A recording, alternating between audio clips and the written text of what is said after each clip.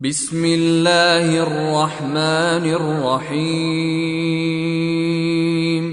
قل ان کنتم تحبون اللہ فاتبعونی یحببکم اللہ ویغفر لکم ذنوبکم واللہ غفور رحیم۔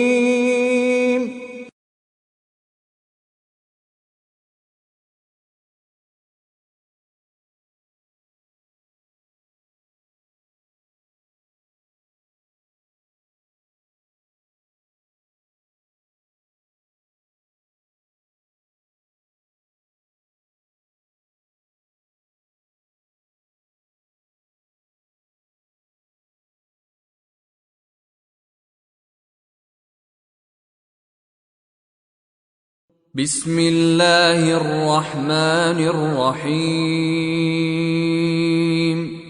لقد كان لكم في رسول الله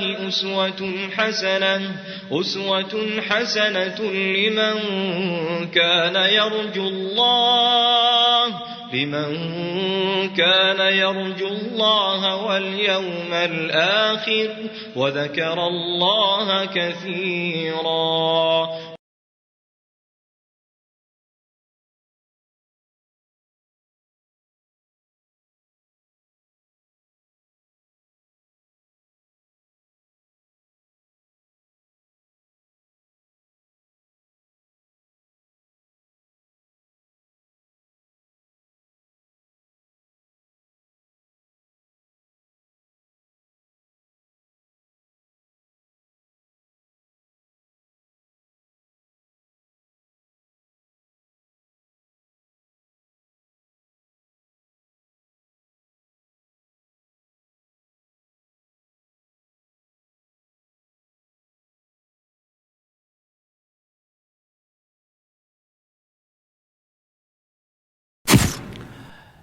إن الحمد لله نحمده ونستعينه ونستغفره ونعوذ بالله من شرور أنفسنا ومن سيئات أعمالنا، من يهده الله فلا مضل له ومن يضلل فلا هادي له، وأشهد أن لا إله إلا الله وحده لا شريك له، وأشهد أن محمدا عبده ورسوله، أما بعد، اللهم علمنا ما ينفعنا وانفعنا بما علمتنا وزدنا علما نافعا وعملا صالحا يا رب العالمين۔ اللهم إنا نسألك حبك وحب نبيك وحب العمل الذي يقربنا إلى حبك۔ واجب الاحترام بھائیوں، محترم ساتھیوں، عزیز بچوں اور ہماری ماؤں اور بہنوں، سابقہ درس میں بات یہاں تک پہنچی تھی کہ نبی پاک صلی اللہ علیہ وسلم کی امانت اور مکارم اخلاق کا جب علم حضرت خدیجہ رضی اللہ عنہا کو ہوا تو انہوں نے چاہا اور پھر انہوں نے پیشکش کی کہ نبی پاک صلی اللہ علیہ وسلم ان کا مال لے کر تجارت کے لیے ان کے غلام میسرہ کے ساتھ ملک شام جائیں۔ آپ صلی اللہ علیہ وسلم نے قبول کیا اور آپ نے اس طرح تجارت کی غرض ملک شام پہنچے۔ اب ملک شام پہنچنے کے بعد جب واپس آئیں تو بھائیوں اور محترم ساتھیوں، کیا نتیجہ سامنے آیا؟ اور حضرت خدیجہ رضی اللہ عنہا نے جب اپنے مال اور ایسے ہی یہ تجارت کا مال جب واپس لے کر محمد صلی اللہ علیہ وسلم آئیں تو کیا دیکھتی ہیں؟ سبحان اللہ، دیکھتی ہیں کہ اپنے مال میں اس قدر برکت اور ایسی امانت انہوں نے دیکھی جو اب تک کبھی بھی انہوں نے نہ دیکھا تھا۔ اور پھر ساتھ ہی ساتھ میسرہ جو تھے وہ نبی پاک صلی اللہ علیہ وسلم کے شیریں اخلاق اور امانت دارانہ طور طریق کے متعلق اپنے مشاہدات بیان کرنے لگے تو حضرت خدیجہ رضی اللہ عنہا کو احساس ہوا کہ ان کا گوہر مطلوب مل گیا۔ اس سے پہلے بڑے بڑے اشراف نے، بڑے بڑے سرداروں نے شادی کا پیغام بھیجا تھا، لیکن حضرت خدیجہ رضی اللہ عنہا نے کسی کا بھی پیغام منظور نہ کیا۔ لیکن جب نبی پاک صلی اللہ علیہ وسلم کے اخلاق اور آپ کی امانت اور ایسے ہی برکت جب وہ دیکھتی ہیں تو سبحان اللہ، نبی پاک صلی اللہ علیہ وسلم کے متعلق اپنی دل کی بات اپنی سہیلی نفیسہ بنت منبہ سے کہتی ہیں، جو جا کر نبی پاک صلی اللہ علیہ وسلم سے عرض کرتی ہیں تو آپ صلی اللہ علیہ وسلم راضی ہو جاتے ہیں۔ پھر آپ صلی اللہ علیہ وسلم اپنے چچاؤں سے ذکر کرتے ہیں، جو پھر حضرت خدیجہ رضی اللہ عنہ کے چچاؤں سے مل کر شادی کا وقت تعین کرتے ہیں۔ اس طرح نبی پاک صلی اللہ علیہ وسلم کی شادی ہو جاتی ہے۔ اس نکاح میں بنو ہاشم اور رؤسائے مضر بھی شریک تھے، اور یہ واقعہ شادی کا وقت ملک شام سے واپس ہونے کے 2 مہینے کے بعد کا یہ واقعہ ہے۔ آپ صلی اللہ علیہ وسلم نے مہر میں 20 اونٹ دیا، اور ایسے ہی آپ صلی اللہ علیہ وسلم کی عمر 25 سال تھی، اور حضرت خدیجہ رضی اللہ عنہا کی عمر 40 سال تھی۔ نبی پاک صلی اللہ علیہ وسلم کی عمر 25 سال، اور حضرت خدیجہ رضی اللہ عنہا کی عمر نبی صلی اللہ علیہ وسلم سے 15 سال بڑھ کر تھی، یعنی 40 سال تھی۔ اور اس وقت حضرت خدیجہ رضی اللہ عنہا نسب و دولت اور سوجھ بوجھ کے لحاظ سے اپنی قوم کی سب سے معزز اور افضل خاتون تھیں۔ نبی پاک صلی اللہ علیہ وسلم کی پہلی شادی تھی۔ حضرت خدیجہ رضی اللہ عنہا نبی پاک صلی اللہ علیہ وسلم کی پہلی زوجہ، پہلی بیوی تھیں، اور خدیجہ رضی اللہ عنہ کو جیتے جیے جب تک جیتی رہیں، نبی پاک صلی اللہ علیہ وسلم نے کسی اور عورت سے شادی نہ کی۔ نبی صلی اللہ علیہ وسلم مکمل ان کے ساتھ 25 سال آپ نے گزارا، یعنی 50 سال کی جب عمر ہوئی نبی صلی اللہ علیہ وسلم کی، اور اس وقت حضرت خدیجہ رضی اللہ عنہا کی عمر 65 سال کا ہو گیا۔ اس درمیان نبی صلی اللہ علیہ وسلم نے کسی اور عورت سے شادی نہ کی۔ بہرحال اولاد کے متعلق بھی اللہ تعالی نے نبی پاک صلی اللہ علیہ وسلم کو جتنے اولاد عطا کیے، بچے ہوں یا بچیاں، سب کے سب حضرت خدیجہ رضی اللہ عنہا کے بطن سے تھے، سوائے ابراہیم جو ماریہ قبطیہ کے بطن سے تھے۔ سب سے پہلے قاسم پیدا ہوئے، اور انہی کے نام پر آپ صلی اللہ علیہ وسلم کی کنیت ابو القاسم پڑی۔ تو آپ صلی اللہ علیہ وسلم کی کنیت کیا ہے؟ ابو القاسم۔ پھر زینب، رقیہ، ام کلثوم، فاطمہ اور عبداللہ، جن کا لقب طیب اور طاہر تھا، یہ پیدا ہوئے۔ اور جہاں تک بات تھی بچوں کی، تو یہ بچوں کا انتقال بچپن ہی میں ہوا۔ جتنے بچے تھے، یعنی القاسم، عبداللہ، پھر ایسے بعد میں جو ابراہیم پیدا ہوئے، ان سبھی کا بچپن ہی میں انتقال ہو گیا۔ اور جتنی بچیاں تھیں یہ بڑی ہوئیں، اور اس طرح انہوں نے شادیاں کی، پھر ایسے ہی اسلام میں داخل ہوئیں، اور ہجرت کے شرف سے بھی مشرف ہوئیں، اور تمام بیٹیوں کی شادیاں بھی ہوئیں۔ لیکن تمام بیٹیوں کا انتقال نبی پاک صلی اللہ علیہ وسلم ہی کے زندگی میں ہوئی، سوائے حضرت فاطمہ رضی اللہ عنہا، جن کا انتقال نبی پاک صلی اللہ علیہ وسلم کے انتقال ہونے کے 6 مہینہ بعد ہوا۔ ہمارے بھائیوں اور بہنوں، اس واقعے میں جو اہم فائدے ہیں وہ ذکر کر رہا ہوں۔ پہلا فائدہ، خدیجہ رضی اللہ عنہا کی فضیلت ظاہر ہوتی ہے اس واقعے سے، اس لیے کہ یہ نبی پاک صلی اللہ علیہ وسلم کی پہلی زوجہ تھیں، اور ان کے جیتے ہوئے جب تک رہیں نبی پاک صلی اللہ علیہ وسلم کے ساتھ، آپ صلی اللہ علیہ وسلم نے کسی اور عورت سے شادی نہ کی۔ تو حقیقت میں ان کی فضیلت ظاہر ہوتی ہے، اور ان کے لیے یہ مقام و درجہ ہے۔ ان کے فضائل پر متعدد حدیثیں ہیں، ان حدیثوں میں سے صرف ایک حدیث ذکر کر رہا ہوں، اس لیے کہ انشاءاللہ درس نمبر 18 میں جب میں حضرت خدیجہ رضی اللہ عنہا کی وفات ذکر کروں گا تو وہاں ان کے فضائل کے متعلق مزید حدیثیں ذکر کروں گا، اسی لیے صرف ایک ہی حدیث ذکر کر کے اپنی بات ادھر اس نقطے کے متعلق ختم کروں گا، اور پھر اس طرح آگے بڑھوں گا۔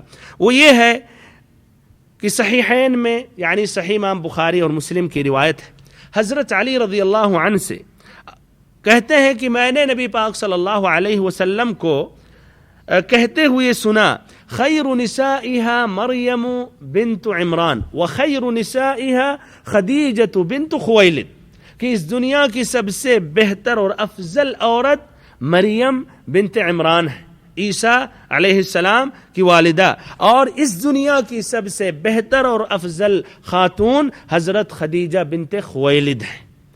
ہمارے بھائیوں اور بہنوں، یہ حدیث واضح ہے، صراحت ہے اس میں کہ خدیجہ رضی اللہ عنہا سب سے بہتر اور افضل ہیں، اور اس امت اسلامیہ کہ تمام خواتین میں، تمام عورتوں میں ان کا مقام اور رتبہ سب سے اونچا ہے۔ دوسرا فائدہ، حضرت خدیجہ رضی اللہ عنہا نے جب اپنی رغبت انہوں نے ظاہر کی نبی صلی اللہ علیہ وسلم سے شادی کے متعلق، تو اس سے واضح ہوتا ہے کہ آپ صلی اللہ علیہ وسلم کے اندر متعدد اچھے اور اونچے اخلاق تھے، اسی لیے تو راغب ہوئیں۔ جس طرح کی ذکر آیا امانت، اور ایسے ہی انہوں نے جب تجارت کی تو اس میں برکت انہوں نے دیکھا۔ تیسرا فائدہ، ان کی اس رغبت سے، ان کی اس خواہش سے یہ بھی واضح ہوتا ہے کہ یہ حضرت خدیجہ رضی اللہ عنہا نہایت ہی عقل مند اور سمجھدار تھی، اس لیے کہ انہوں نے نبی پاک صلی اللہ علیہ وسلم کو منتخب کیا، جبکہ اس سے پہلے بڑے بڑے اشراف، بڑے بڑے سرداروں نے پیغام دیا، لیکن انہوں نے کسی کا بھی پیغام منظور نہیں کیا۔ اور محمد صلی اللہ علیہ وسلم جو مالدار نہیں تھے، بلکہ معروف تھے کہ بچپن میں ان کے والد کا انتقال ہو گیا تھا، پھر بعد میں والدہ کا انتقال ہوا، پھر ایسے ان کے دادا کا انتقال ہوا، اور یہ اپنے چچا کی کفالت میں اور ان کی پرورش میں یہ جیے، تب بھی انہوں نے نبی پاک صلی اللہ علیہ وسلم کو منتخب کیا۔ تو اس سے اس طرح واضح ہوتا ہے کہ یہ نہایت ہی عقل مند اور سمجھدار تھی۔ پھر ایسے ہی انہوں نے جب یہ اچھی طرح سمجھ لیا کہ آپ صلی اللہ علیہ وسلم متعدد اخلاق کے حامل ہیں اور آپ کے اندر امانت ہے، تو فوراً انہوں نے ان کے ساتھ کام شروع کیا۔ تو یہ خدیجہ رضی اللہ عنہا بھی اس طرح آپ غور و فکر کریں نہایت ہی عقل مند تھی، اور اس کی دلیل 15 سال کے بعد اچھی طرح بین طرح واضح ہوتا ہے جب نبی پاک صلی اللہ علیہ وسلم غار حرا سے آئے اور آپ کافی ڈرے ہوئے تھے، تو انہوں نے نبی صلی اللہ علیہ وسلم کو مزید نہیں ڈرایا، بلکہ انہوں نے نبی پاک صلی اللہ علیہ وسلم کی ہمت بلند کی، اور ایسے انہوں نے کہا اللہ کی قسم رب العزت آپ کو کبھی رسوا نہیں کرے گا۔ پھر ورقہ ابن نوفل کے پاس لے گئیں۔ چوتھا فائدہ، اس میں کوئی حرج نہیں ہے کہ ایک شریف عورت، ایک صالحہ عورت اپنی رغبت اور اپنی خواہش ظاہر کرے اپنے قریبی رشتہ داروں سے، اگر اس نے کسی صالح آدمی کو پسند کر لیا اور اس کے طرف مائل ہے اور اس سے شادی کرنا چاہ رہی ہے، اس میں کوئی حرج اور نہ کوئی عیب ہے۔ پانچواں فائدہ، بہت ہی ضروری ہے کہ ایک آدمی جو شادی کرنا چاہ رہا ہے کہ وہ شریف اور دیندار عورت کا انتخاب کرے اور دیندار عورت کو ترجیح دے، اور ایسے ہی اس کے بالمقابل عورت کے لیے بہت ہی ضروری ہے کہ جب وہ شادی کرنا چاہ رہی ہے تو وہ صالح مرد کا انتخاب کرے اور صالح آدمی کو ترجیح دے، نہ کہ مال و دولت دیکھے، نہ کہ صرف خوبصورتی دیکھے، نہ کہ اور اس کے علاوہ اور امور جس طرح کے آج کل لوگ دیکھتے ہیں اور ڈھونڈتے ہیں۔ نبی پاک صلی اللہ علیہ وسلم کی مشہور حدیث جس کی روایت ابن ماجہ نے کی، اذا اتاکم من ترضون خلقه ودینہ فزوجوه الا تفعلوه تکن فتنة فی الارض وفساد کبیر، کہ اگر تمہارے پاس کوئی شخص شادی کا پیغام لے کر پہنچ گیا، اگر تمہارے پاس کوئی شخص شادی کا پیغام لے کر آیا اور وہ آدمی دیندار ہے اور صاحب خلق ہے تو اس کی شادی کرا دو، اگر ایسا نہیں کرو گے تو زمین پر بہت بڑا فتنہ اور بہت ہی بڑا فساد ہوگا۔ چھٹا فائدہ، نبی پاک صلی اللہ علیہ وسلم نے نفسانی خواہشات، جسمانی شہوت کا اہتمام اور خیال نہیں کیا۔ کچھ لوگ نبی پاک صلی اللہ علیہ وسلم کے متعلق بہت ہی برا بھلا کہتے ہیں، اور وہ جو اسلام کے دشمن ہوتے ہیں اور نبی پاک صلی اللہ علیہ وسلم سے حسد رکھتے ہیں، ان کا یہ کہنا ہے کہ نبی پاک صلی اللہ علیہ وسلم شہوت والے شہوانی مرد تھے اور ایسے ہی عورتوں کے کافی شوقین تھے۔ ہمارے بھائی اور محترم ساتھیوں، آپ غور و فکر کریں، آپ نے شادی کی جب آپ کی 25 سال کی عمر ہوئی، آپ نے کتنی عمر والی عورت سے شادی کی؟ 40 سال، 15 سال آپ سے بڑی تھیں۔ پھر ان کے ساتھ کتنے سال تک آپ نے زندگی گزاری؟ مزید 25 سال، یعنی 50 سال کی عمر ہو گئی، اور اس وقت آپ صلی اللہ علیہ وسلم کی عقد زوجیت میں صرف حضرت خدیجہ رضی اللہ عنہا تھیں۔ آپ کی عقد زوجیت میں صرف حضرت خدیجہ رضی اللہ عنہا تھیں۔ اچھا، 25 سے پہلے بھی 15 سال سے آدمی بالغ ہوتا ہے، پھر ایسے ہی عورتوں کی طرف مائل ہوتا ہے۔ 15 سے 25 کے درمیان بھی آپ کے مخالفین کفار مکہ آپ کے اخلاق کے متعلق، آپ کی شرافت کے متعلق انگلی بھی نہیں اٹھا سکتے، اور اگر ان کو چانس ملتا تو ضرور جب آپ صلی اللہ علیہ وسلم کے خلاف انہوں نے اپنی آوازیں اٹھائیں اور کہا کہ مجنون ہیں اور آپ مثلا جادوگر ہیں وغیرہ وغیرہ کہا، تو یہ بھی ضرور اس کی طرف اشارہ کرتے، لیکن انہوں نے اشارہ نہیں کیا۔ تو 15 سے لے کر 50 سال کی عمر، اور اسی درمیان اس عمر میں انسان کی شہوت زیادہ ہوتی ہے اور زیادہ عورتوں کی طرف مائل ہوتا ہے، اور اسی عمر میں دوسری تیسری چوتھی شادی کرتا ہے، لیکن آپ صلی اللہ علیہ وسلم نے نہیں کی، جبکہ اگر آپ چاہتے تو متعدد عورتوں سے شادی کرتے، اگر آپ چاہتے تو آپ متعدد عورتوں سے شادی کرتے، اور ایسے ہی لونڈیاں بغیر شمار بغیر کوئی تعداد آپ ان کو اپنے اس عقد میں، یا سمجھیے آپ ان کو خرید کر اپنے ساتھ رکھ سکتے تھے، لیکن تب بھی آپ نے ایسا نہیں کیا۔ بعد میں آپ نے شادیاں کی، لیکن اس کے اندر بھی حکمتیں ہیں۔ 2 حکمت بس میں ذکر کروں گا۔ پہلے حکمت، آپ صلی اللہ علیہ وسلم کا مقصد تھا کہ یہ شادی کے ذریعے مختلف قبیلوں کو جوڑا جائے تاکہ وہ اسلام کی طرف راغب ہو جائیں اور سچے اور پکے مسلمان ہو جائیں۔ آپ صلی اللہ علیہ وسلم کا اول مقصد یہ تھا کہ یہ لوگ جہنم سے اپنے آپ کو بچا لیں۔ ایسے ہی دوسری حکمت یہ ہے تاکہ یہ ازواج مطہرہ امہات المؤمنین آپ صلی اللہ علیہ وسلم کے متعلق وہ سنتیں امت تک نقل کر سکیں۔ صحابہ کرام نبی صلی اللہ علیہ وسلم کے ساتھ کہاں تک رہتے تھے؟ گھر سے نکلنے کے بعد گھر تک پہنچنے تک، لیکن پھر گھر کے جو مسائل ہیں، گھر میں مثلا سنتیں، قیام اللیل، تہجد، ایسے عورت کے متعلق معاشرہ کا مسئلہ، نکاح کے مسائل، ایسے نبی صلی اللہ علیہ وسلم کا اخلاق بیویوں کے ساتھ، بچیوں کے ساتھ، اور ایسے اپنے قریبی رشتہ داروں کے ساتھ، اپنے غلاموں کے ساتھ، خادموں کے ساتھ، نوکروں کے ساتھ، یہ تمام باتوں کی وضاحت صرف امہات المؤمنین رضی اللہ عنہن ہی کر سکتی ہیں۔ اسی لیے اس کے پیچھے ایک حکمت یہی تھی کہ آپ صلی اللہ علیہ وسلم نے شادیاں کی، لیکن سبحان اللہ آپ نے اتنی شادیاں کی، اس میں صرف ایک کنواری تھی، وہ حضرت عائشہ رضی اللہ عنہا، باقی سب کی سب طلاق شدہ تھیں یا بیوہ تھیں، اور اس کے اندر بھی حقیقت میں ایک رحم اور ایک شفقت تھا نبی صلی اللہ علیہ وسلم کی جانب سے۔ آپ نے شفقت کے تحت ان عورتوں سے آپ نے شادیاں کیں، اور اللہ تعالیٰ نے تو اپنی طرف سے اجازت دے دی کہ آپ صلی اللہ علیہ وسلم جتنی مرضی ہو، جتنی شادیاں کرنا چاہیں کریں، جتنی چاہیں آپ کریں۔ سبحان اللہ، جس کو اللہ تعالیٰ نے اتنی اجازت دے دی، جتنی مرضی، سبحان اللہ، اللہ تعالیٰ نے جس کو اجازت دے دی کہ جتنی شادیاں کرنا چاہیں کریں، پھر اس نے صرف 9 عورتوں سے اس نے شادیاں کی، یا 11 یا 12، تو بھائیو زیادہ ہے کم ہے؟ یہ کچھ بھی نہیں ہے۔ اس کے بالمقابل اسلام کے دشمن اور نبی صلی اللہ علیہ وسلم سے حسد رکھنے والے اور دل میں بغض و کینہ رکھنے والے، وہ کم بخت حرام طریقے سے، اللہ ہی جانے ناجائز طریقوں سے کتنی عورتوں سے مزہ لیتے ہیں اور ان کی شرف اور ان کی عزت سے کھیلتے ہیں، پھر اس کے بعد بغیر شرم و حیا کے ساتھ نبی صلی اللہ علیہ وسلم پر کیچڑ اچھالتے ہیں اور نبی پاک صلی اللہ علیہ وسلم کو متہم کرتے ہیں۔ سبحانک ھذا بہتان عظیم۔ ہمارے بھائیوں اور محترم ساتھیوں، یہ بات بہت ہی مہم ہے نبی پاک صلی اللہ علیہ وسلم کے بچوں کے متعلق۔ شاید یہ ذہن میں ایک سوال آتا ہو کہ سبحان اللہ، نبی پاک صلی اللہ علیہ وسلم کے بچے تو ہوئے، لیکن یہ بچوں کا انتقال بچپن ہی میں ہوا، آخر میں حکمت کیا ہے؟ کیوں اللہ تعالیٰ نے ان تینوں بچوں کو بچپن ہی میں اٹھا لیا؟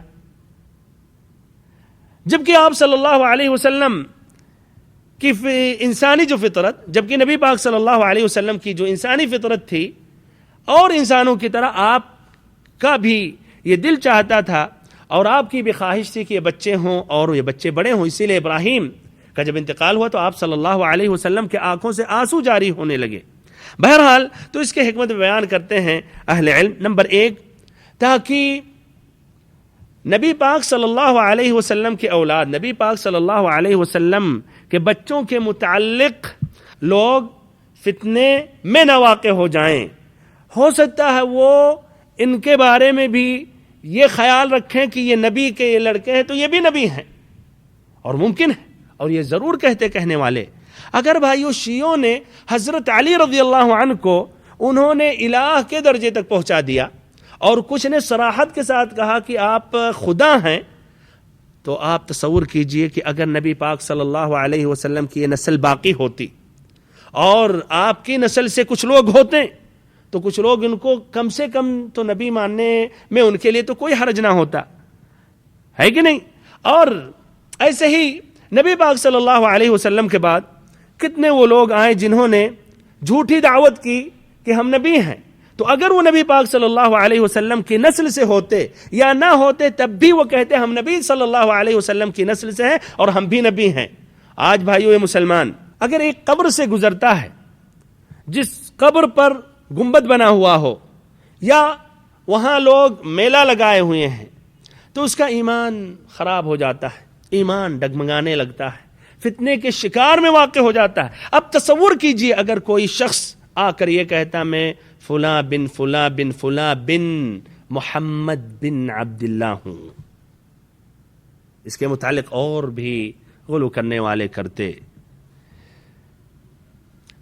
ایسے ہی نمبر 2، تاکہ ان لوگوں کے لیے تسلی اور سکون رہے جو بچوں سے محروم ہیں، ایک دم بچے ہوتے ہی نہیں، یا صرف بچیاں ہیں بچے نہیں، یا بچے ہوئے اور پھر ان کا انتقال ہو گیا۔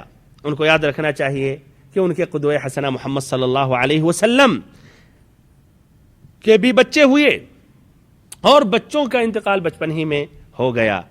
ایسے ہی نمبر 3، نبی پاک صلی اللہ علیہ وسلم کے لیے اس میں آزمائش تھی تاکہ اللہ تعالیٰ آپ کا مقام مرتبہ مزید بلند کرے۔ ایسے ہی نمبر 4، تاکہ آپ صلی اللہ علیہ وسلم کے اندر انسانی احساسات و شعور پیدا ہو جائے اور آپ کے اندر مزید رقت اور شفقت طاری ہو جائے، اس لیے کہ آپ صلی اللہ علیہ وسلم کل پوری امت کی قیادت کرنے والے ہیں اور آپ صلی اللہ علیہ وسلم ہی یتیموں کے امام ہیں اور مساکین کے امام ہیں، ان سبھی کے قدوہ حسنہ ہیں۔ تو سبحان اللہ، اللہ کی حکمت، آپ بچپن میں والدین سے محروم رہے اور جب آپ جوان ہوئے اور آپ نے شادیاں کی تو آپ بچوں سے محروم رہے۔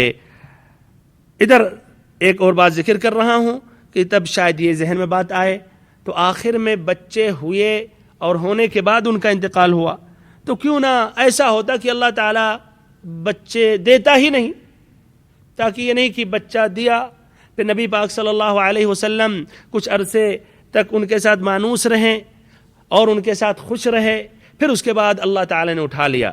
تو اس میں بھائیو وہی ہے کہ اس میں مزید آزمائش تاکہ آپ کا مقام مرتبہ بلند ہو، اور پھر ساتھ ساتھ یہ بھی تاکہ آپ کی بشری فطرت و ضرورت پوری ہو جائے، اور ایسے ہی تاکہ کوئی دشمن نبی پاک صلی اللہ علیہ وسلم کی مردانگی کے متعلق کچھ نقص یا عیب نہ لگا سکے۔ بہرحال اب اس کے بعد ایک نیا موضوع ذکر کر رہا ہوں۔ وہ موضوع ہے جب آپ صلی اللہ علیہ وسلم کی عمر 35 سال کی ہوئی تو قریش نے نئے سرے سے دوبارہ کعبہ کی انہوں نے تعمیر کی۔ اس سے پہلے یہ جاننا شاید ضروری ہے کہ کعبہ کی تعمیر سب سے پہلے کس نے کی، یعنی کعبہ کی بنیاد سب سے پہلے کس نے رکھی؟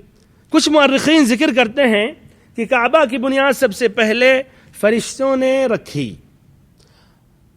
سب سے پہلے ترتیب دیتے ہیں کہ سب سے شروع میں سب سے پہلے بنیاد رکھنے والے وہ فرشتے ہیں، پھر اس کے بعد آدم علیہ السلام نے بھی اس کی بنیاد رکھی، بمعنی فرشتوں کے بعد انہوں نے پھر سے اس کی تجدید کی.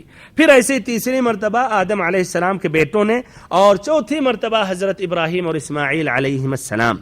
لیکن صحیح مسئلہ یہ ہے کہ سب سے پہلے بنیاد رکھنے والے حضرت ابراہیم اور حضرت اسماعیل علیہ السلام ہیں.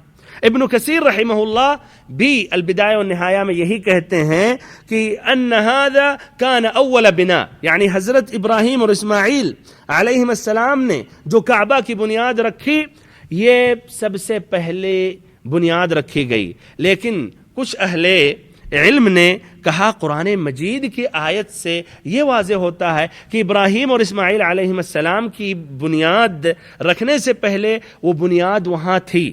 استدلال کرتے ہیں قرآن مجید کی اس آیت سے، سورۃ الحج آیت نمبر 26، وَإِذْ بَوَّأْنَا لِإِبْرَاهِيمَ مَكَانَ الْبَيْتِ، اور جبکہ ہم نے ابراہیم کو کعبہ کے مکان کی جگہ مقرر کر دی، یعنی بیت اللہ کی جگہ بتا دی، یعنی بیت اللہ کی جگہ بتلا دی. تو کہتے ہیں بیت اللہ کی جگہ مکان البیت بتلا دی، اس کا معنی مطلب پہلے سے وہ ادھر بنیاد رکھی گئی تھی. اور سبحان اللہ، اور احادیث سے بھی استدلال کرتے ہیں، جس طرح کی مسند ابی اعلیٰ میں ابن عباس رضی اللہ عنہما سے مروی ہے، کہتے ہیں کہ یہاں نبی پاک صلی اللہ علیہ وسلم نے کہا کہ یہاں آدم علیہ السلام بھی آئے. نبی صلی اللہ علیہ وسلم نے کہا کہ یہاں نوح علیہ السلام نے حج کیا، ہود علیہ السلام نے حج کیا، ابراہیم علیہ السلام نے حج کیا. تو نوح اور ہود یہ پہلے تھے، تو اس سے استدلال کرتے ہیں کہ کعبہ پہلے سے موجود تھا. لیکن ہمارے بھائی اور محترم ساتھیوں، اگر انہوں نے حج کیا تو اس کا معنی مطلب نہیں کہ وہ بنیاد رکھی گئی تھی، المہم اس جگہ کے پاس انہوں نے حج کیا. اور یہ زیادہ ظاہر ہے اس آیت سے، وَإِذْ بَوَّأْنَا لِإِبْرَاهِيمَ مَكَانَ الْبَيْتِ، تو اس مکان کا وہ سمجھیے مقام و منزلت اور ایسے ہی وہ شرف پہلے سے تھا، اور انبیاء کرام نے آ کے وہاں حج کیا، لیکن بنیاد رکھنے والے سب سے پہلے حضرت ابراہیم اور حضرت اسماعیل علیہ السلام ہیں. بہرحال یہ جو واقعہ بھی میں ذکر کرنے جا رہا ہوں، قریش نے جس طرح کی کعبہ کی تعمیر، کعبہ کی انہوں نے بنیاد رکھی، اسی شکل میں آج بھی کعبہ موجود ہے. اس درمیان کعبہ کو بدلنے والوں نے بدلا، بمعنی عبداللہ ابن زبیر رضی اللہ عنہ نے اپنے عہد خلافت میں، عبداللہ ابن زبیر رضی اللہ عنہ نے اپنے عہد خلافت میں انہوں نے کعبہ کی تعمیر، جو آج حطیم آپ دیکھ رہے ہیں، جو حجر دیکھ رہے ہیں، جو خالی جگہ ہے اور اس کے بعد ایک چھوٹی سی دیوار قائم کی گئی ہے، انہوں نے اس کو بھی کعبہ میں شامل کیا. اور ایسے ہی جو مشرق کی طرف دروازہ ہے، مشرق کے جو سامنے والی جو دیوار ہے، یعنی مشرق مغرب کی طرف جو ہے، ادھر بھی انہوں نے ایک اس میں بھی دروازہ بنایا. پھر حجاج ابن یوسف آیا، اس نے توڑ کر پھر سے وہ ایسے ہی واپس کیا جس طرح کی ابھی موجود ہے، یا جس طرح کی قریش نے بنایا تھا. پھر ایسے ہی خلیفہ عباسی الرشید نے بھی چاہا کہ دوبارہ جس طرح کہ عبداللہ ابن زبیر کے زمانے میں تھا، ان کے عہد خلافت میں تھا، اس لیے کہ آپ صلی اللہ علیہ وسلم نے بات کہی تھی. آپ نے کہا تھا کہ اگر یہ ابھی جلد ہی مسلمان نہ ہوتے، اور اس سے مجھے اندیشہ اور خوف ہے کہ ان کے ایمان میں کچھ خلل پیدا ہو جائے، تو میں پھر سے اس کو گرا کر جس طرح کہ حضرت ابراہیم علیہ السلام نے بنایا تھا ویسے ہی بناتا. تو اسی لیے عبداللہ ابن زبیر نے اس پر عمل کیا تھا، لیکن حجاج نے پھر توڑا اور واپس کیا جس طرح کہ قریش نے بنایا. تو یہ خلیفہ عباسی ہارون الرشید نے بھی چاہا کہ عبداللہ ابن زبیر رضی اللہ عنہ نے جس طرح بنایا ویسے ہی بنایا جائے. تو ادھر امام مالک نے ان کو مشورہ دیا کہ اللہ کے لیے آپ ایسا نہ کریں، ایسا نہ کریں، ایسا نہ ہو کہ یہ کھلونا بن جائے کعبہ. ہر کوئی بادشاہ بعد میں آئے، وہ قریش کی طرح جس طرح انہوں نے بنایا اس طرح بنائے، پھر بعد میں ایک دوسرا آئے جس طرح عبداللہ ابن زبیر نے بنایا اس طرح بنائے. اس طرح یہ کعبہ کی ہیبت دلوں سے ختم ہو جائے گی، اسی لیے جیسے ویسے ہی چھوڑ دو. اس کے بعد اب تک ایسے ہی باقی ہے یہ کعبہ جس طرح کی قریش نے بنایا. حالانکہ جس طرح کہ حضرت ابراہیم اور اسماعیل علیہ السلام نے بنایا تھا اس کے خلاف ہے، اور اس کی وضاحت انشاءاللہ ابھی ہوگی۔ آپ صلی اللہ علیہ وسلم کی عمر کا 35واں سال تھا جب قریش نے یہ ارادہ کیا کہ کعبہ کو نئے سرے سے اس کی تعمیر کی جائے، اور اس کی وجہ یہ تھی کہ کعبہ صرف قد سے کچھ اونچی 4 دیواری کی شکل میں تھا، اور حضرت اسماعیل علیہ السلام کی زمانے ہی سے اس کی بلندی 9 ہاتھ تھی اور اس کے اوپر چھت نہ تھا، جس کی کیفیت سے کچھ چوروں نے استفادہ حاصل کیا۔ اس کی کیفیت کا فائدہ اٹھاتے ہوئے کچھ چور اس میں داخل ہوئے اور اس میں جو خزانہ تھا لے کر بھاگ لیے۔ پھر اسی سال یعنی جب نبی پاک صلی اللہ علیہ وسلم کی عمر 35 سال تھی، ایک زوردار سیلاب آیا، اور اس سیلاب کا بہاؤ کا رخ کعبہ کی طرف تھا، جس کی وجہ سے یہ دیواریں مزید کمزور ہو گئیں۔ اسی لیے اب یہ ضروری تھا کہ یہ کعبہ کو ڈھایا جائے، ضروری تھا کہ کعبہ کو گرایا جائے اور نئے سرے سے اس کی تعمیر کی جائے۔ اس طرح قریش کے لوگوں نے اتفاق کیا کہ اس کو ہم گرا کر نئے سرے سے اس کی ہم تعمیر کریں گے، اور انہوں نے اس کے لیے مال جمع کیا، لیکن انہوں نے شرط لگائی کہ یہ مال، جتنا مال ہم خرچ کریں گے کعبہ کی تعمیر میں، وہ مال حلال ہونا چاہیے۔ فاحشہ عورت کی اجرت اس میں نہیں داخل کریں گے، سود کی دولت ہم نہیں قبول کریں گے، اور ایسے ہی کسی کا ناحق لیا ہوا مال اس کو بھی ہم اس بجٹ میں داخل نہیں کریں گے۔ بہرحال انہوں نے اس طرح مال تیار کیا۔ اب اس کے بعد انہوں نے تیاری کی کہ کعبہ کو اب گرایا جائے، اس لیے کہ نئے سرے سے مضبوطی سے اگر بنانا چاہ رہے ہیں تو پرانی عمارت کا گرانا ضروری اور لازمی تھا۔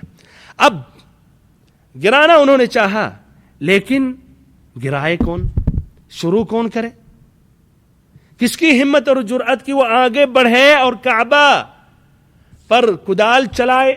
ابھی بھی ان کے ذہن میں وہ اصحاب فیل کا واقعہ تھا، جب وہ آئے تھے کعبہ کو گرانے کے لیے تو ان کا حشر انجام کیا ہوا۔ تو ان کو بھی یہ خطرہ تھا کہ سبحان اللہ، اگر گرانے کی اگر ہم نے کوشش کی تو ایسا نہ ہو اللہ تعالیٰ کی طرف سے عذاب نازل ہو جائے اور ان پر کوئی آفت مسلط ہو جائے۔ لیکن ان میں ولید ابن مغیرہ مخزومی، جو عمر رسیدہ آدمی تھا، اس نے ہمت کی، اور اس نے یہ بھی سوچا کہ ہماری عمر تو کافی ہو چکی، اور اگر کوئی آفت بھی آ گئی تو اور لوگ تو متنبع ہو جائیں گے۔ ہمت اس نے کی، کدال لیا، باقی لوگ پیچھے ہو گئے، بلکہ دور سے دیکھنے لگے۔ آگے بڑھا اور اس نے کہا کہ اے اللہ، ہم خیر ہی کا ارادہ کرتے ہیں، اے اللہ ہم خیر ہی کا ارادہ کرتے ہیں۔ اس کے بعد 2 کونوں کے اطراف کو کچھ ڈھا دیا۔ دور سے لوگ دیکھ رہے تھے، انہوں نے دیکھا کہ کوئی آفت نہیں آئی، کوئی مصیبت نہیں آئی، کوئی پرندہ نہیں آیا۔ تو اس طرح ان کی ہمت ہوئی، اور دوسرے دن سے وہ بھی آئے اور انہوں نے بھی اس طرح گرانا شروع کر دیا۔ اس طرح انہوں نے پوری دیواروں کو گرا دیا اور قواعد ابراہیم تک پہنچ گئے۔ اب اس کے بعد انہوں نے تعمیر کا آغاز کیا۔ تعمیر کے لیے الگ الگ قبیلے کے لیے حصہ مقرر کیا گیا کہ اتنی تعمیر وہ کریں اور یہاں تک دیوار وہ بنائیں۔ مختلف قبیلے اپنا جو حصہ تھا وہ پورا کر رہے تھے، بنا رہے تھے، اور ایسے ہی ہر قبیلہ نے علیحدہ پتھر کے ڈھیر لگا رکھے تھے، اور یہ کام باقوم نامی ایک رومی معمار کے اشراف میں ہو رہا تھا۔ الگ الگ ایسے ہی کریں گے تو کعبہ کی شکل کچھ اور ہو جائے گی، تو اس میں ایک ماہر تھا اور وہ معمار تھا جو روم کا تھا، اس کے اشراف میں، اس کی نگرانی میں یہ کام ہو رہا تھا۔ جب حجر اسود تک انہوں نے دیوار اٹھا دی تو اب بات آئی کہ حجر اسود کون اس کی جگہ پر رکھے، کس کو یہ شرف حاصل ہو۔ ہر کوئی چاہتا تھا کہ مجھے یہ شرف حاصل ہو، ہر قبیلے کا سردار چاہتا تھا کہ ہمیں یہ شرف حاصل ہو، ہم ہی یہ حجر اسود کو اس کی جگہ پر ہم رکھیں، تاکہ یہ ہوگا کہ کعبہ کی جب تعمیر ہوئی تھی تو حجر اسود کو رکھنے والا فلاں شخص تھا، فلاں قبیلہ کا وہ سردار تھا۔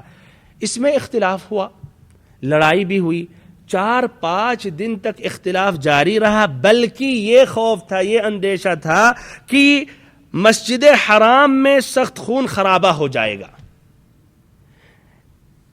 تو ابو امیہ مخزومی نے ایک تجویز پیش کی تاکہ یہ فتنہ ختم ہو جائے اور یہ لڑائی اور جھگڑے کی مصیبت نوبت نہ آئے. اس نے ایک تجویز پیش کی اور اس نے رفع دفع کیا. کہا کہ دیکھو، مسجد حرام کے دروازے سے جو شخص پہلے داخل ہوگا اس کو ہم اپنا حکم مان لیں گے. ہم اپنے اس اختلافی بات میں ہم اس کو حکم مان لیں گے. جو فیصلہ سنائے گا اس کا فیصلہ ہم قبول کر لیں گے. سبحان اللہ، اللہ کی مشیت. نبی پاک صلی اللہ علیہ وسلم اس دروازے سے داخل ہوئے. انہوں نے جب نبی پاک صلی اللہ علیہ وسلم کو دیکھا تو چیخ پڑے اور کہنے لگے، ھذا الامین رضینا، ھذا محمد صلی اللہ علیہ وسلم، یہ امین ہیں، ہم ان سے راضی ہیں، ہم ان سے خوش ہیں، یہ محمد صلی اللہ علیہ وسلم ہیں. آپ صلی اللہ علیہ وسلم ان کے پاس آئے. انہوں نے اپنا مسئلہ ذکر کیا اور جو اختلاف ہوا تھا انہوں نے اس کی وضاحت کی. تو آپ صلی اللہ علیہ وسلم نے کہا ایک چادر لاؤ. انہوں نے چادر لایا.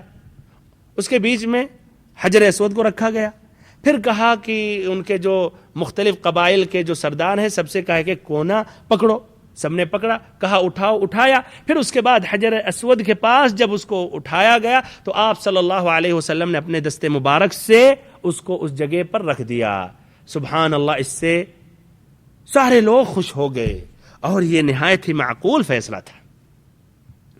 ادھر قریش کے پاس مال حلال کی کمی پڑ گئی تو انہوں نے شمال کی طرف سے اس کی لمبائی میں تقریباً 6 ہاتھ چھوڑ دیا اور ادھر ایک دیوار انہوں نے رکھ دی، علامت اشارہ کی یہ کعبہ کا حصہ ہے.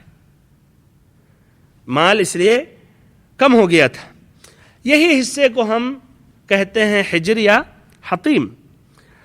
اس دفعہ قریش نے کعبہ کا دروازہ خاصا اونچا رکھا تاکہ وہی شخص داخل ہو سکے جس کو وہ چاہیں گے کہ داخل ہو، ہر کوئی داخل نہ ہو سکے. جب اس کی دیواریں 15 ہاتھ تک بلند ہو گئیں تو اس کے بعد انہوں نے اس کے اندر 6 ستون قائم کر کے چھت ڈال دی اور اس طرح کعبہ اپنی تکمیل کے بعد قریب قریب چوکور شکل میں ہو گیا. اب بھائیو، کعبہ کی بلندی 15 میٹر ہے اور جس دیوار میں حجر اسود ہے اور اس کے مقابل والی جو دیوار ہے یعنی جنوبی اور شمالی جو دیواریں ہیں وہ 10 میٹر کی ہیں. اور جس دیوار میں کعبہ کا دروازہ ہے اور اس کے بالمقابل یعنی مشرق اور مغرب والی جو دیواریں ہیں 12 میٹر کی ہیں اور حجر اسود مطاف سے 1.5 میٹر اونچائی پر ہے اور کعبہ کا دروازہ مطاف سے 2 میٹر کی اونچائی اور بلندی پر ہے. ایک ادھر یہ بات جاننا ضروری ہے کہ کعبہ کی اساس اگر ہم دیکھیں گے نیچے سمجھنے میں یہ آتا ہے کہ اس کی بنیاد رکھی گئی ہے چاروں طرف سے مضبوطی کے لیے. اس کو کہا جاتا ہے شادروان، جس کی اوسط اونچائی 25 سینٹی میٹر ہے اور اوسط چوڑائی 30 سینٹی میٹر ہے. یہ حقیقت میں یہ کعبہ کا حصہ اور جز ہے. قریش نے اس کو بھی چھوڑ دیا تھا، یعنی اتنی جگہ چھوڑ کے بعد میں یعنی اتنی سینٹی میٹر آگے چھوڑ کر انہوں نے اس کی بنیاد رکھی تھی. اسی لیے فقہا کہتے ہیں کہ اگر کوئی شادروان کے اوپر طواف کرے تو اس کا طواف مقبول نہیں ہے. جیسے کہ اگر وہ حطیم کے اندر سے شارٹ کٹ میں کہے کہ چالاکی کہ میں جلدی ختم کر لوں تو اس کا طواف مقبول نہیں ہے، اس لیے کہ وہ کعبہ کے اندر سے طواف کر رہا ہے، اس لیے کہ وہ کعبہ کے اندر سے طواف کر رہا ہے. جبکہ فرض و لازم کیا ہے کہ کعبہ کے باہر سے کعبہ کا طواف کرے. وَلْيَطَّوَّفُوا بِالْبَيْتِ الْعَتِيقِ. تو یہ دونوں باتیں جاننا ضروری ہے. بہرحال آج ہم جو کعبہ کی جو شکل دیکھ رہے ہیں وہ ویسے ہی یہ قریش کے لوگوں نے اس کو بنایا تھا. اس کے بعد جس طرح کی ہم نے وضاحت کی عبداللہ بن الزبیر نے اس میں بدلا، لیکن پھر حجاج بن یوسف نے واپس کیا اور پھر اس طرح ابھی تک وہ باقی ہے اس کی وہ کیفیت اور شکل. اس اہم واقعے سے جو اہم فائدے ہیں ذکر کر کے اپنی بات انشاءاللہ ختم کروں گا.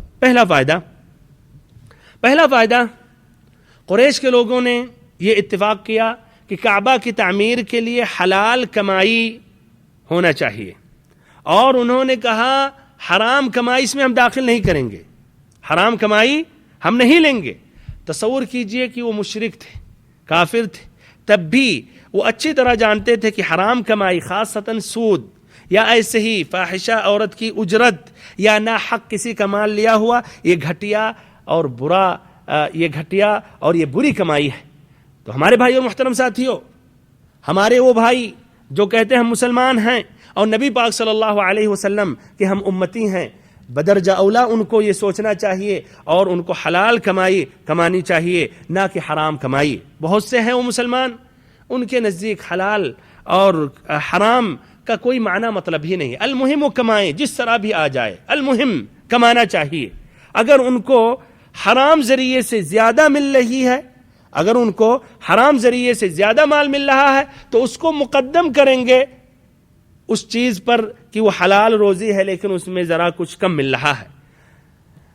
دوسرا فائدہ، شاید کچھ لوگ کہیں یہ نبی پاک صلی اللہ علیہ وسلم نے جو فیصلہ کیا تھا یہ تو آسان فیصلہ ہے، یہ تو واضح بات ہے کہ ایک چادر لایا گیا اور اس پر یہ رکھ دو، یہ حجر اسود کو، اس کے بعد اٹھا کر اس جگہ واپس کر دو۔ ہمارے بھائی اور محترم ساتھیوں، ظاہر بات ہے حل جواب ملنے کے بعد واضح دکھنے لگتا ہے، لیکن اگر آپ غور و فکر کریں کہ 4-5 دن تک وہ فیصلہ نہیں کر پائے اور اس میں ان کے اکابرین موجود تھے، اس میں عقل مند بھی لوگ تھے، اس میں عمر رسیدہ بھی لوگ تھے جن کے پاس کافی تجربے تھے، تب بھی وہ حل نہیں کر سکے۔ لیکن نبی پاک صلی اللہ علیہ وسلم آئے جبکہ آپ کی عمر صرف 35 سال تھی، آپ نے آسانی سے وہ حل ان کو سنایا اور اس پر انہوں نے اتفاق کیا۔ تو اس سے واضح ہوتا کہ آپ صلی اللہ علیہ وسلم نہایت ہی ذہین اور ایسے ہی عقل مند اور اچھی سوچ رکھنے والے تھے۔ تیسرا فائدہ، انہوں نے جب نبی پاک صلی اللہ علیہ وسلم کو داخل ہوتے ہوئے دیکھا تو کہا ھذا الامین رضینا ھذا محمد صلی اللہ علیہ وسلم، یہ امین ہیں، ہم ان سے راضی ہیں، خوش ہیں، یہ محمد صلی اللہ علیہ وسلم ہے۔ اس میں متعدد فائدے ہیں اور حقیقت میں اس جملے میں کچھ گہرائیاں ہیں۔ نمبر 1، تاکہ لوگ آپ کی بات قبول کریں اور تاکہ آپ سے خوش رہیں، آپ کے لیے ضروری ہے کہ آپ ان کے ساتھ رہیں اور ایسے ہی ان کے سکھ دکھ میں، خوشی میں، غم میں شریک رہیں۔ اگر آپ صلی اللہ علیہ وسلم کلیتاً اس سوسائٹی سے، لوگوں سے الگ رہتے، دور رہتے، تو ظاہر ہے کہ وہ اس طرح خوشی خوشی آپ کا استقبال نہیں کرتے۔ تو ایک داعی اللہ کو چاہیے کہ اپنے معاشرے میں لوگوں کے درمیان اٹھے بیٹھے، ان کے ساتھ رہے، ان کے غم میں اور ان کے خوشی میں شریک رہے، اور تاکہ اس کی بات قبول کریں اور اس کی بھی اہمیت سمجھیں اور وہ بھی اس سے خوش رہیں اور اس کی بات کو ترجیح دیں۔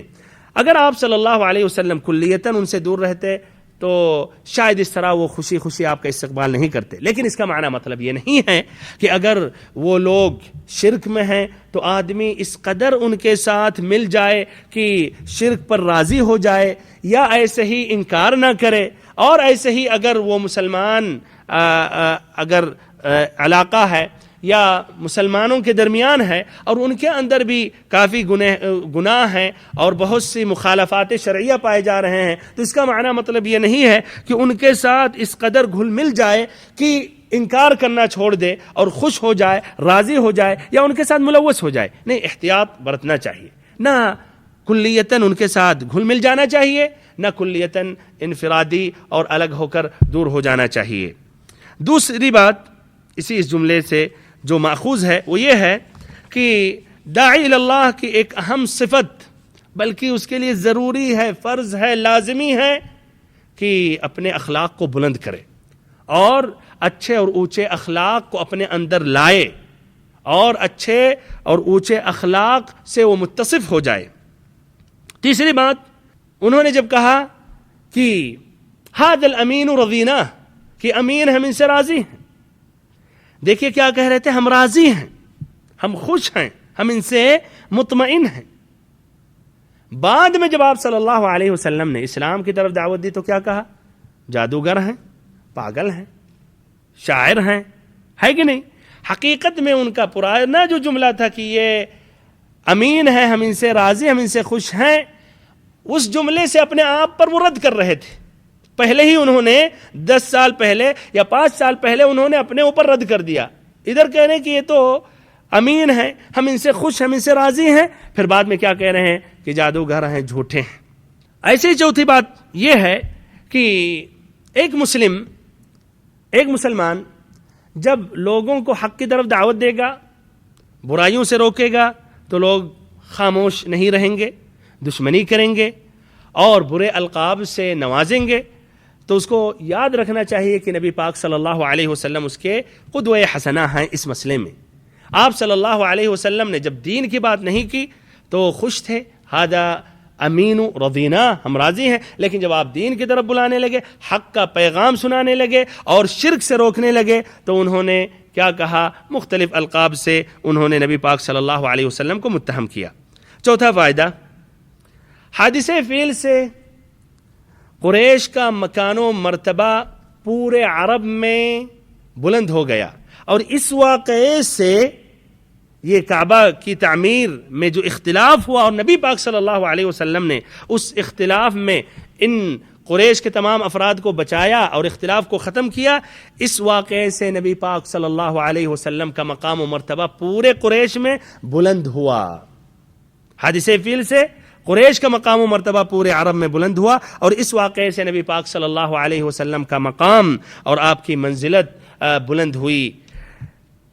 پانچواں فائدہ اور آخری فائدہ، اس واقعے میں نبی پاک صلی اللہ علیہ وسلم کی نبوت کی تمہیدی نشانیاں پائی جاتی ہیں. وہ یہ ہے کہ اس میں یہ درس تھا، اس میں یہ سبق تھا تمام قریش کے افراد یا قریش کے لیے کہ یہ نبی پاک صلی اللہ علیہ وسلم جنہوں نے ان کو متحد کیا، ان کو متفق کیا، خون خرابہ سے انہوں نے بچایا، تو یہی محمد صلی اللہ علیہ وسلم کل پوری امت کو متحد کرنے والے ہیں اور پورے عرب کو متفق کرنے والے ہیں.